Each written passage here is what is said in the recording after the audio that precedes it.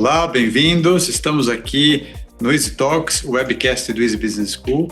E hoje a gente tem uma pessoa aqui que tem uma contribuição muito interessante nessa nossa entrevista, o Jan Dobereiner. Ele é um AMP 2018, foi realizar um job muito interessante lá no Paraguai pela Raizen. Ele foi o Country Manager da Raizen lá no Paraguai. Então, como o tema é muito relevante aqui para a nossa discussão em termos de gestão de pessoas, em termos de mudança de organizações, a gente resolveu convidar o Jan para contar um pouco como é que foi. Jan, tudo bem? Conta para nós aí como é que foi. Tudo bem, César? Como é que você está? Prazer te ver, prazer poder participar aqui desse podcast. Acho que dividir um pouco dessa experiência com vocês, né? Mas como você comentou, há 3 anos atrás, a Raizen estava começando a sua expansão, ou estendendo a sua expansão geográfica, né? Primeiro a gente foi para a Argentina e o segundo passo era o Paraguai. E aí eu comecei esse projeto trabalhando junto com a área de M&A, conduzi junto com a área de M&A todo o projeto de entrada no Paraguai. A gente montou uma JV lá com uma empresa familiar e durante o processo acabei me apaixonando pelo projeto e acabei indo tocar esse projeto lá como Country Manager da Raizen Paraguai, né? E eu acho que, assim, obviamente, a gente conversou um pouco, né? A minha primeira preocupação quando começou o projeto era, obviamente, capturar as sinergias, entregar o resultado que a gente apresentou para o board no Business Plan. Estava muito focado, na verdade, em trazer o resultado que a gente tinha prometido para o board, né? Mas no processo de M&A, eu fui me deparando, obviamente, com uma empresa familiar, com uma cultura completamente diferente da nossa, né? Uma empresa multinacional, com uma cultura mais de processo que a gente trazia lá da época de Cosan e da própria Shell. E eu aproveitei esse tempo do M&A, né? Como quem está em M&A sabe, não é um processo rápido, né? Enquanto a gente ia conduzindo os contratos e assinando, eu acabei tendo a oportunidade de conhecer um pouco mais dessa cultura. E aí, aquilo que para mim era um negócio que obviamente estava ali dentro do meu plano, mas era um negócio menor, que era a transformação cultural, ele passou a ser a minha prioridade, porque eu vi que se a gente entrasse para implementar processo, buscar as sinergias de uma vez, sem fazer essa transformação cultural, a gente obviamente não ia ter o sucesso que a gente precisava, né? Então, essa foi a minha primeira reflexão, assim, meu primeiro takeaway de uma cabeça de quem estava já pronto, mordendo para implementar processos e sinergias, fala, peraí, a gente precisa olhar a questão cultural e gastar energia nesse ponto, né? Agora, o que te deu esse insight aí? Né? Pera aí que a gente está indo muito rápido, talvez a gente precisa fazer algumas coisas antes.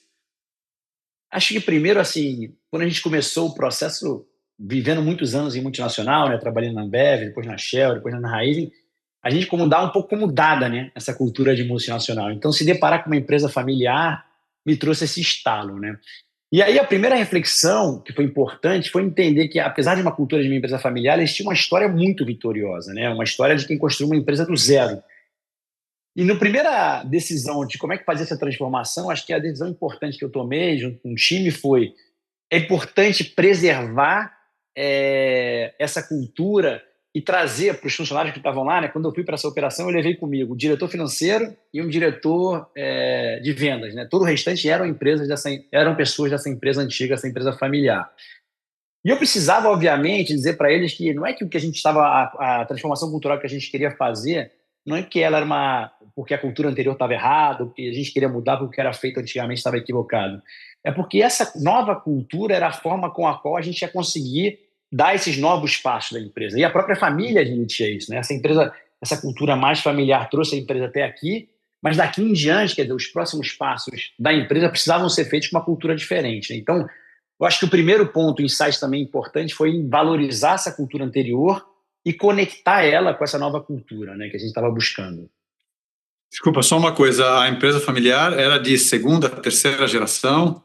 Segunda geração, esse também é um ponto importante, né? Acho que eles já tinham, obviamente, o entendimento de tudo que tinha acontecido com o pai deles, mas já estavam vendo, e a terceira geração também entrando na operação, vendo que eles precisavam, e por isso eles buscaram, inclusive, a JV com a gente, que eles iam precisar de um novo modelo, uma nova cultura para seguir crescendo como eles tinham feito nos anos anteriores, né?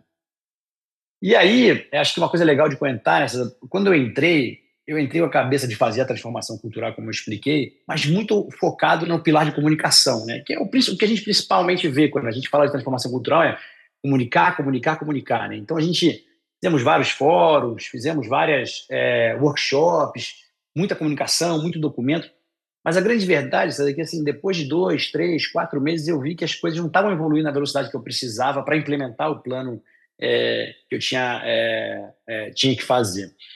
E aí, um dia a gente estava falando sobre segurança, né? A Raizen, dentro das características culturais da Raizen, a segurança é um ponto muito importante para a gente, né?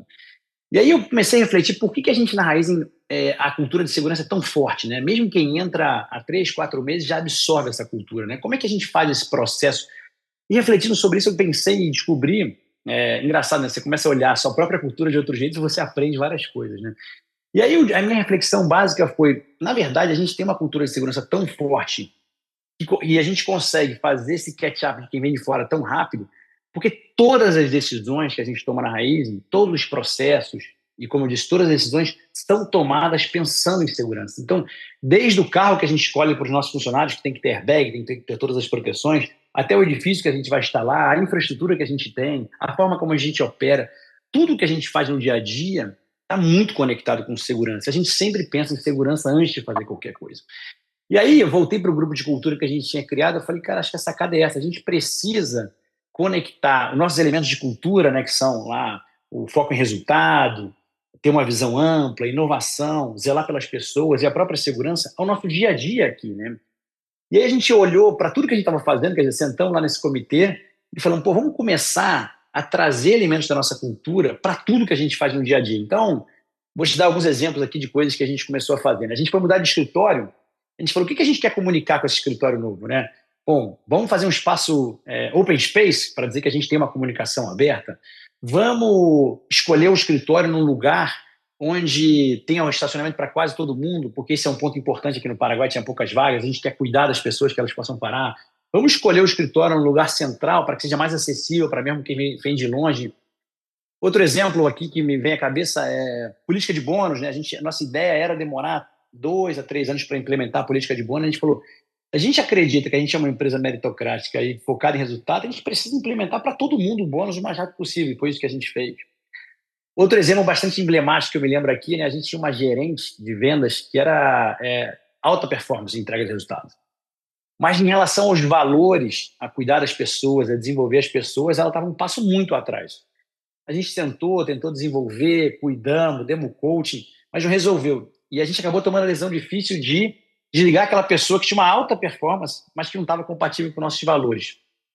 E aí o interessante disso, né, depois de 3, 4 meses atuando dessa forma, é que você começava a ver a cultura sendo vivida, né? A cultura não estava na parede, nos panfletos, na nossa comunicação, mas as pessoas começaram a entender que o jeito que a gente toca a nossa rotina, os nossos rituais, a forma como a gente se expressa e toma decisões, está conectada a essa cultura.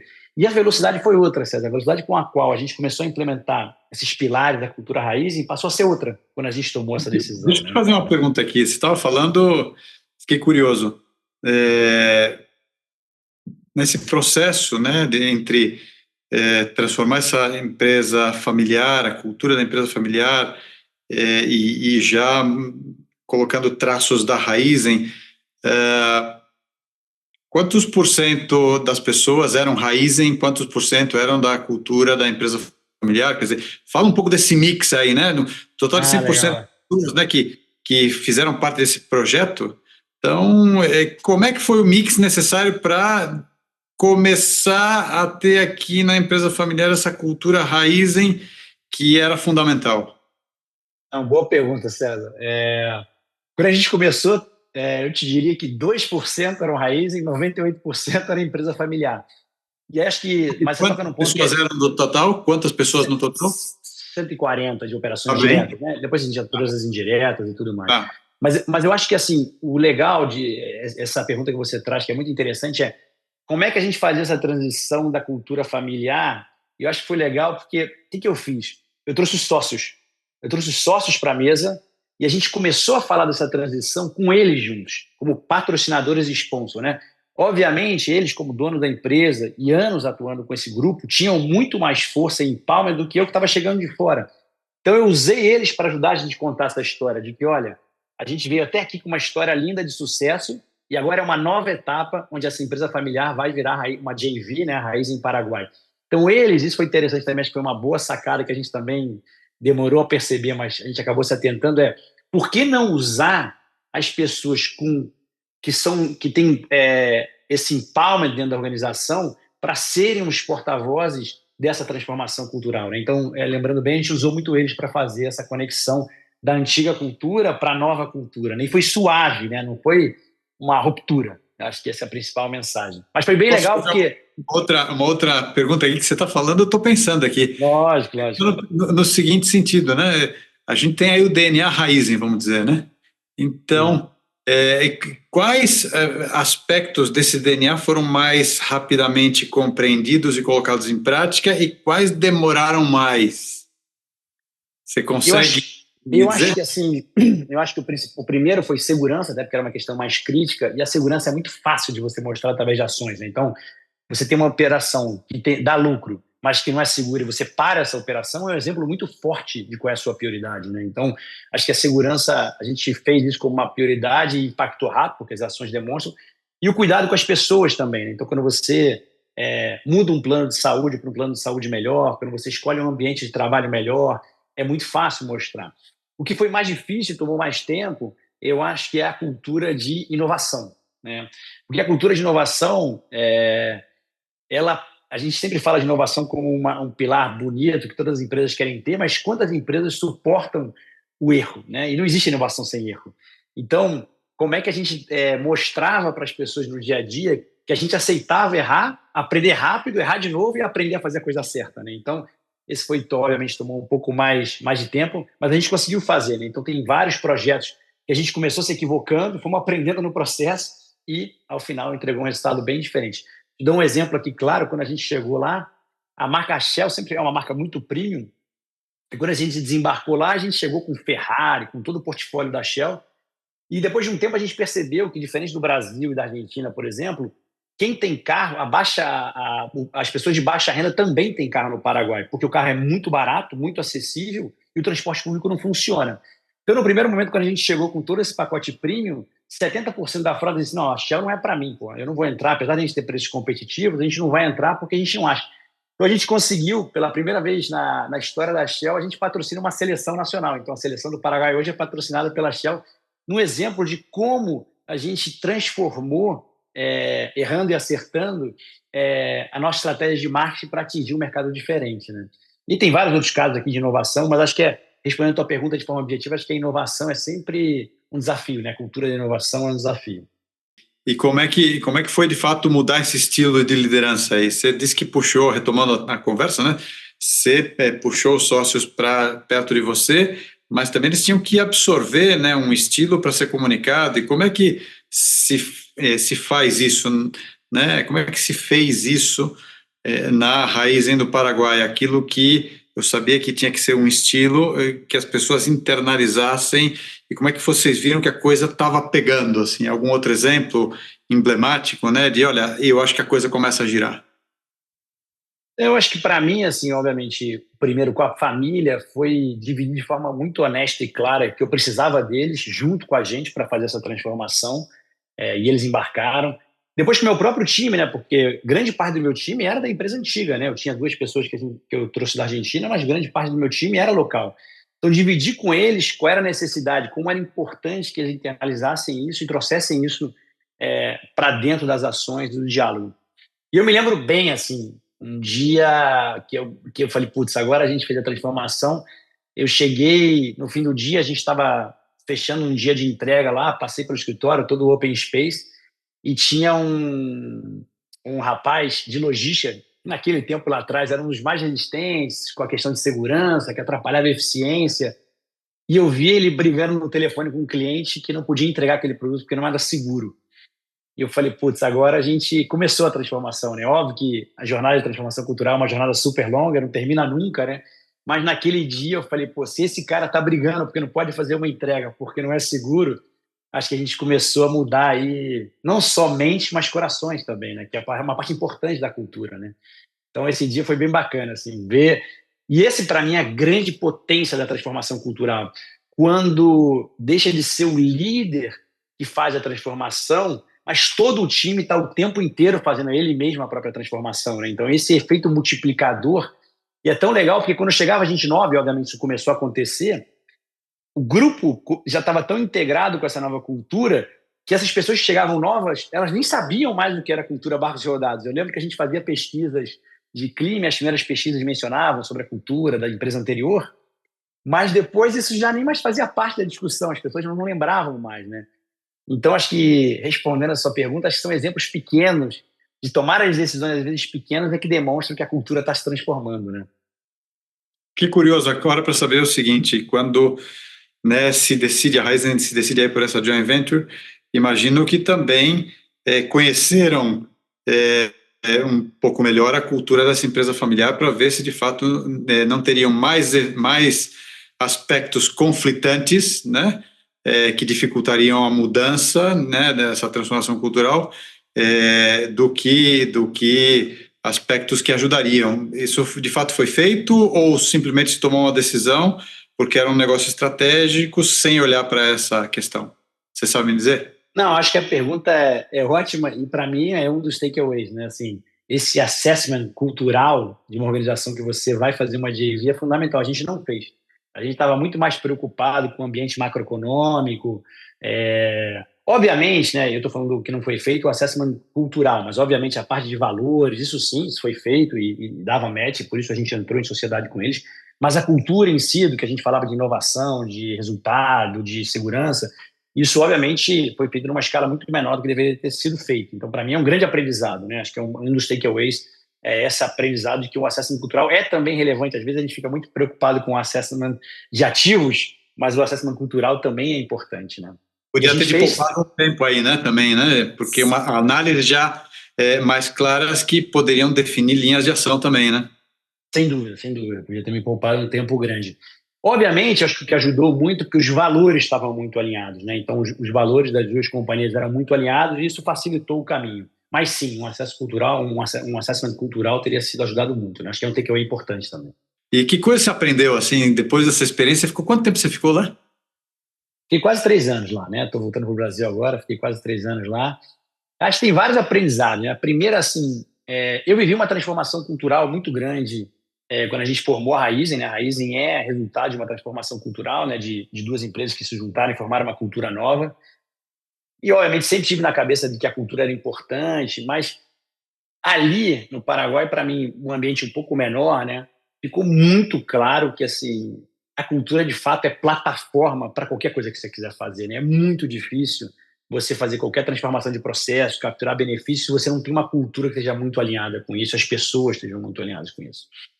Acho que a segunda coisa foi o que você falou, conheça a cultura de onde você está entrando para fazer esse depara, porque fica muito mais fácil explicar quando você conta esse depara do que simplesmente trazer uma coisa nova. Terceira coisa é a potência dos rituais, né, e das rotinas, do dia a dia, né? Como é que isso... A gente sabe isso com nossos filhos, né? Então, a jantar junto, sentar, conversar, mas a empresa é muito parecida, né? Então, a forma como você faz das coisas é muito mais importante do que está escrito nos cartazes, né? Então, eu acho que esses rituais, né? Pensar estrategicamente como implementar rituais e rotinas, não só olhando para resultado, mas olhando também para os seus valores e para a sua cultura, é chave. E, por último, acho que não subestime a cultura, né? É um processo longo, demorado e que necessita muita energia. E você considera que 3 anos depois, de fato, podemos dizer que a cultura que se tem na Raizen, que está lá no Paraguai, é a mesma que a gente tem aqui em São Paulo, por exemplo? Eu tenho, assim, dois grandes... Tem alguns grandes orgulhos do Paraguai, mas dois são importantes para mim. O primeiro deles é que eu falo isso para o Música, que é presidente aqui, CEO, quando ele entrou dentro do escritório da Raizen Paraguai, ele se sentiu igualzinho como se estivesse entrando no escritório aqui da Faria Lima. Isso, para mim, é um valor muito importante. E o outro é que a gente foi eleita a quarta melhor empresa para se trabalhar pelo Great Place to Work, depois de 3 anos só no país, e com todas as transformações que a gente acabou fazendo, né? Então, eu tenho muito orgulho disso. Então, acho que o processo de cultura nunca termina, né? Acho que ele é um processo constante, como o processo de educação dos nossos filhos em casa, mas acho que a gente está no caminho certo, tenho muito orgulho do que a gente fez lá. Deixa eu te fazer uma pergunta aqui, meio delicada, né? Então, diria, nem tudo são flores, né? O que deu Sim. errado nessa história aí? Se é que dá para contar, né? Não, eu, Alguma coisa que você tentou implementar e que você começou a perceber, ixi, está indo por um caminho aqui que não está legal, paramos ou retrocedemos até, recolhemos aqui. eu acho que muitas coisas deram errado e acho que o que fez diferença foi a nossa capacidade de aprender e errar rápido, né? Então, por exemplo, como eu te contei, a gente entrou com a marca trazendo mais uma visão de uma marca premium do que uma marca conectada com o Paraguai. Quando eu achei que eu ia implementar cultura só com comunicação, sem fazer isso através da rotina, a própria relação, o país tem uma cultura diferente, né? A gente falou muito de cultura de empresa, mas aqui também tem uma questão cultural, de país, né? Então, a cultura no Brasil é diferente da cultura da Argentina, que é diferente da cultura paraguaia. Então, esse foi um equívoco também. A gente olhou, quando a gente falou de cultura, a gente falou, vamos falar da cultura empresarial. Mas como é que é a cultura da Raizen no Paraguai? É diferente da cultura da Raizen dentro. Então, também a gente começou a errar, aprendemos rápido e mudamos. Então, acho que tem uma série de. Acho que teve bastante erros e acertos, mas esse, para mim, é a beleza também, né? De você conseguir ter a energia ou a capacidade de entender esses erros como aprendizado, né? Então, sem dúvida nenhuma, acho que muita coisa. Os próprios sócios, né, que também tinham aprendizado também. A empresa familiar, eu me lembro a primeira vez, a primeira semana que eu liguei para o sócio, que era o CEO na época, ele falou: pô, Ian, eu tô aqui sem nada para fazer, cara, eu tô com agonia aqui, porque qual que eu tenho que fazer no conselho, né? Então, até também aproveitar a experiência desses sócios para aportar no conselho também foi uma experiência super interessante, né? Ele deixa de ter uma atividade mais operacional do CEO e passa a estar numa cadeira mais estratégica, aportando, né, o conhecimento dele, a experiência dele no país. Acho que teve muito aprendizado, César, e muitos equívocos no caminho. Tá bom, mas você foi marinheiro de primeira viagem nesse processo de transformação cultural? Já tinha feito uma transformação cultural em algum lugar? Eu vivi isso mais como espectador na Raizen, né? Acho que, obviamente, Ah, quando a Raizen começou, eu participei disso, né? Lá, liderando um pouco o processo, né? Então, lá atrás, há 12 anos atrás, quando a gente formou a Raizen, eu vivi isso, mas agora liderando o processo pela primeira vez. tá. E também você me falou algo que me chamou a atenção.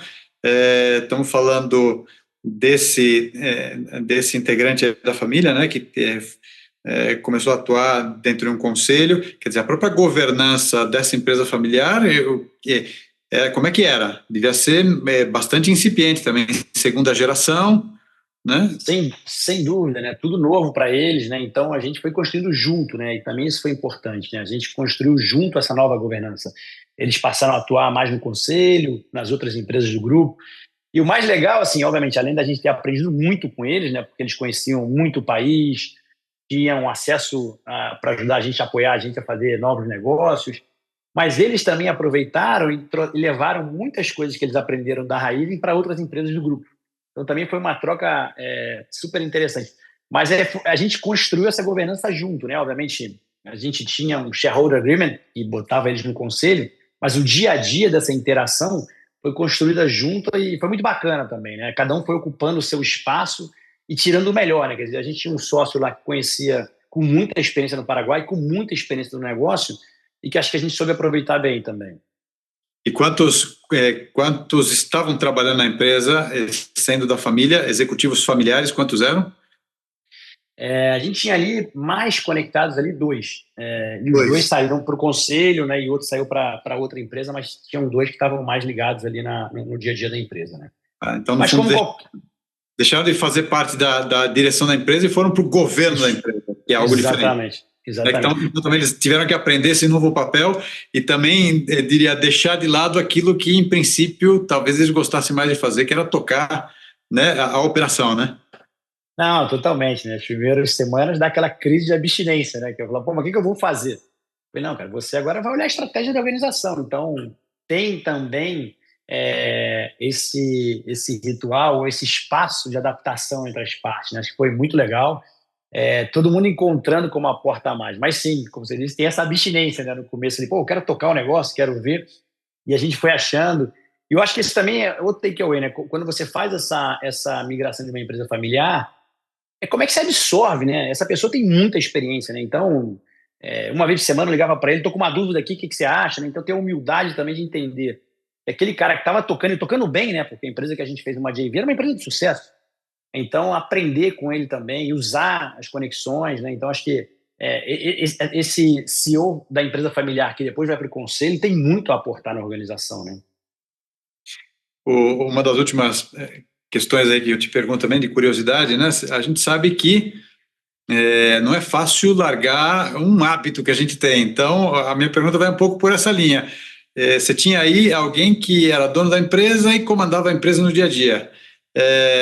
Resistiu a interferir no comando que você começou a exercer na Raizen como country manager? Como é que foi? Você teve que ter algumas conversas também com ele para delimitar um pouco, né, o campo de ação, o campo de atuação, né, agora ao que ele se dedicaria e, portanto, que parte ficaria com você, ou foi tudo tranquilo? Uma vez fixadas as regras do jogo, foi tranquilo? Mas tem duas coisas. Acho que, primeiro, ele via muito valor nessa transformação, isso ajuda, né? Então, depois, obviamente, você tem aquele período de 3 primeiros meses que a pessoa está pegando confiança, né? Depois que pega confiança, vai naturalmente, mas aqueles 3 primeiros meses, obviamente ele quis estar mais próximo e faz todo sentido, né? E a gente foi, acho que a decisão inteligente da minha parte foi não querer fazer uma ruptura. Falou, pô, eu chamei ele para participar, então eu lembro dos primeiros eventos, ele estava em todos os eventos, ele mesmo depois foi tomando a decisão de se afastar porque foi ganhando confiança. Então, acho que eu também, e aí acho que foi uma decisão acertada, de não querer fazer essa ruptura. Eu falei, vem comigo, me ajuda a pensar o plano, o que você acha? A gente montou esse 5-year plan, vamos aprovar junto, essa é a minha estratégia, é isso que eu estou pensando.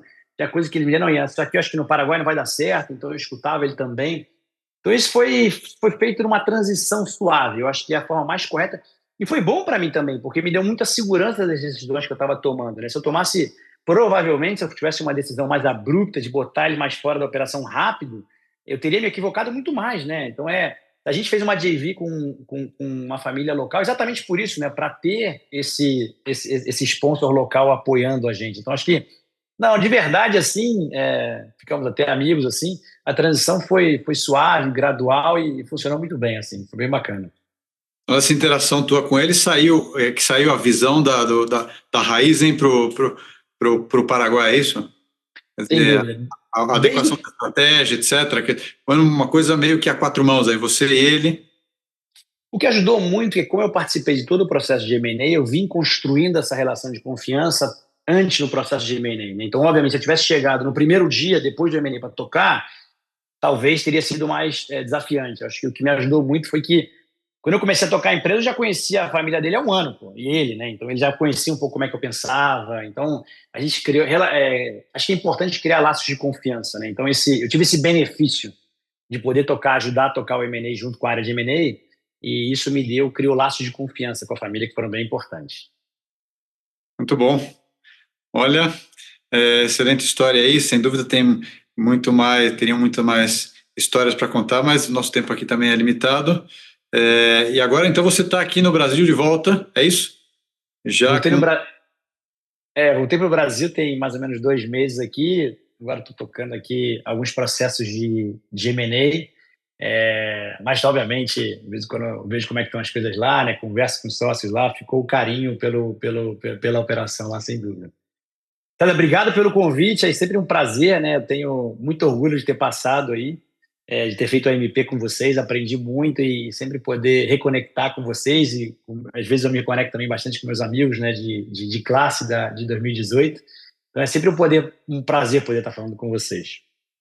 Olha, a gente que agradece. Essa também é uma das finalidades aqui do Easy Talks, poder ir reconectando com os nossos antigos alunos que têm experiências, histórias importantes, interessantes para compartilhar para a nossa comunidade também. Muito obrigado pelo teu tempo, pela disponibilidade e por compartilhar com a gente aqui.